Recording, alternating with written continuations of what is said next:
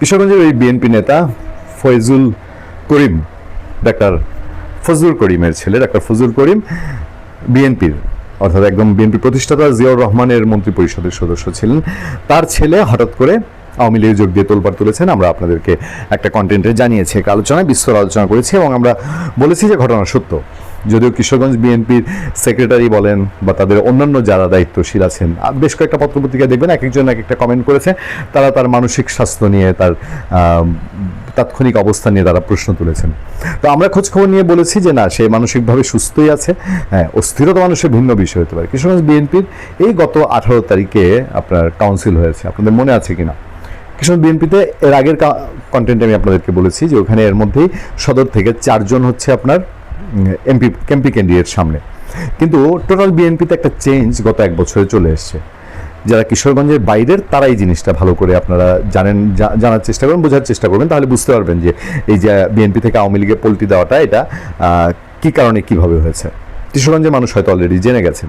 আর কিশোরগঞ্জে আমাদের যে নিজস্ব সোর্স আছে, সেসব সোর্স যেটা কনফার্ম করেছে সেটা হলো কিশোরগঞ্জের রাজনীতিতে গত কয়েক বছর ধরেই, হঠাৎ করে ঘটনাটা ঘটেছে তা না, রাজনীতিতে তিনি আছেন, কিন্তু গত কয়েক বছরের মধ্যে একটা চেঞ্জ এসেছে। সেই চেঞ্জটা হলো শরীফুল আলম। শরীফুল আলমকে যারা কিশোরগঞ্জের বাইরের মানুষ তারা অতটা চিনবেন না, আমি একটু চিনিয়ে দিই। বাংলাদেশে এক সময় আলমের 1 নম্বর পচা সাবান একটা ছিল না? এই ভদ্রলোকের বাড়ি কিশোরগঞ্জ সদরে না, তার বাড়ি কুলিয়ারচর, কিশোরগঞ্জের আরেকটি উপজেলায়। কিন্তু সেইখানে তিনি প্রচণ্ড বিত্তশালী মানুষ। ওই আলমের 1 নম্বর পচা সাবান, যে এই পচা সাবানের তিনি মালিক। তবে সেই শুধু পচা সাবানের ব্যবসা না, এখন তার নানাবিধ অসংখ্য ব্যবসা, এবং দীর্ঘদিন ধরেই, অনেক বছর ধরেই তিনি এখন প্রতিষ্ঠিত শিল্পপতি এবং সোজা বাংলায় বড়লোক মানুষ। তার কোল্ড স্টোরেজ সহ আরও নানান রকম ব্যবসাপাতি আছে। তো এই ভদ্রলোক গত কয়েক বছর ধরেই কিশোরগঞ্জ বিএনপিতে প্রচুর ইনভেস্ট করেন। মানে টাকা থাকলে বড় লোকরা একটা সিজনাল ইনভেস্ট করে, কিন্তু শরীফুল আলম লাগাতার তিনি বিএনপিকে অর্থায়ন করেন দেশে এবং দেশের বাইরে। এবং বিএনপির বর্তমান নেতৃত্ব, বিএনপির ভারপ্রাপ্ত চেয়ারম্যান তারেক রহমানের একটা সুনজর শরীফুল আলমের কাছে আছে। অনেকেই জানেন যে তিনি সবসময় লন্ডনের টাচে থাকেন। এই শরীফুল আলম যখন দেশে বিদেশে বিএনপির জন্য কাজ করেন, গত কিছুদিনে বিএনপির কাউন্সিল হওয়া এবং কাউন্সিলের আগে যত কমিটি হয়েছে, সেই কমিটির ম্যাক্সিমামই এই শরীফুল আলমের ছায়া হয়েছে। ইন্টারেস্টিংলি, কিশোরগঞ্জে 2 জন খুব মাথা ছিলেন বিএনপির। একজন হলো সাবেক শিক্ষামন্ত্রী জনাব ওসমান ফারুক, যাকে মানবতা বিরোধী অভিযোগে আওয়ামী লীগ সাব্যস্ত করেছিল। তিনি আওয়ামী লীগ সরকারের সময় কিন্তু দেশ ছেড়ে চলে গিয়েছিলেন, তিনি এসেছিলেনও, আওয়ামী লীগ পতনের পর তিনি এসেছিলেন। কিন্তু এই শরীফুল আলম বা তার আশপাশে, বা শরীফুল আলম এখন যে এই সেট আপে যতটুকু বিএনপির লোকজন বলে যে অনেকটা মান সম্মান চিন্তা করে বা নিজের অবস্থান চিন্তা করে ডক্টর ওসমান ফারুককে কিশোরগঞ্জ থেকে সরে যেতে হয়েছে, বা তিনি নিজেই স্বেচ্ছায় তার আত্মসম্মান রেখে হয়তো চলে গেছেন। আরেকজন হচ্ছেন অ্যাডভোকেট ফজলুর রহমান। অ্যাডভোকেট ফজলুর রহমান বিএনপির সবচেয়ে ক্রাইসিস সময়টায় কিশোরগঞ্জ বিএনপি সামলে দিয়েছেন, কিন্তু বিএনপির সুসময়ে এসে বিএনপি শরীফুল আলমের উপরে আস্থা বেশি রেখেছে। তো সেই ক্ষেত্রে কিশোরগঞ্জ বিএনপির লোকজনের মধ্যে অনেক আক্ষেপ আছে। কিন্তু শরীফুল আলম এবার যখন কাউন্সিল কন্ট্রোল করলেন, সেই করতে গিয়ে এই যে আওয়ামী লীগে যোগ দিলেন যে ভদ্রলোক বিএনপি থেকে, তার একটা ডাকনাম আছে, সেই ডাকনামে গেলামই না, সেই ফয়জুল করিম মুবিন। আচ্ছা, ডাকনামটা সবাই চেনেন, তার এলাকার লোকজন বলছিল মুবিন ভাই কাজটা করেছে, এটা একটা হুলস্থুল অবস্থা ফেলেছে।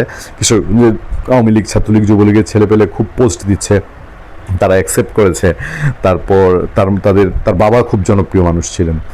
এবং আমরা এর আগে আলোচনা আপনাদেরকে বলেছি যে আওয়ামী লীগ নিঃসন্দেহে এখন নির্যাতিত। আওয়ামী লীগের নেতা কর্মী, তাদেরকে ব্রিদিং স্পেসটা এই ডক্টর ইউনূস সরকার দিচ্ছে না। ভয়াবহ নির্যাতনের শিকার আছেন, তারা ঘরে বাইরে চলতে পারেন না। আমি বলেছিলাম যে বিএনপি যখন এই সিচুয়েশনে ছিল, নির্যাতিত ছিল, তখন মানুষের সিম্পেথি ছিল বিএনপির দিকে। একইভাবে এখন আওয়ামী লীগ নির্যাতিত হওয়াতে সে যতই অপরাধ করে থাকুক, মানুষের সিম্পেথিটা আওয়ামী লীগের দিকে তৈরি হয়েছে। ফলে এই ফয়জুল করিম নীতি আদর্শের দিক থেকে না হয়ে তার দল থেকে চাপে পড়ার কারণেও যদি তিনি এই আওয়ামী লীগে যোগ দিয়ে থাকেন, এটাও কিশোরগঞ্জে একটা হুলস্থুল ফেলেছে। একটা সূত্র অবশ্য আমাদেরকে বলছে যে ফয়জুল করিম তিনি হয়তো জিদের বিএনপি থেকে আওয়ামী লীগে পদার্পণ, তিনি কাউন্সিলে তার মন মতো জায়গা পাননি এবং এই বাজাবাজি তিনি এখন আর সহ্য করতে পারছেন না।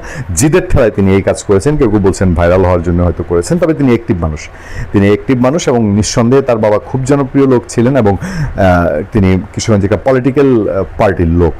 সেক্ষেত্রে এখন দেখা যাক যে কোন দিকে কোন পরিস্থিতি ঘটায়। আমরা আসলে পুরো ফ্যাক্টটা আপনাদের সামনে তুলে ধরার চেষ্টা করেছি যে হ্যাঁ, এটা একটা ঘটনা ঘটেছে, আলোড়ন তুলেছে, তবে আওয়ামী লীগ এই যিনি ফয়জুল করিম তাকে অ্যাকসেপ্ট করেছে কিনা দলীয়ভাবে, যেহেতু তার কার্যক্রম বাংলাদেশে নিষিদ্ধ, দায়িত্বশীল কেউ কনফার্ম করেনি যে তাকে অ্যাকসেপ্ট করা হয়েছে কি হয়নি। ভালো থাকবেন, সুস্থ থাকবেন। আপনার সাথে আমি আতিক রহমান, পূর্ণিয়া।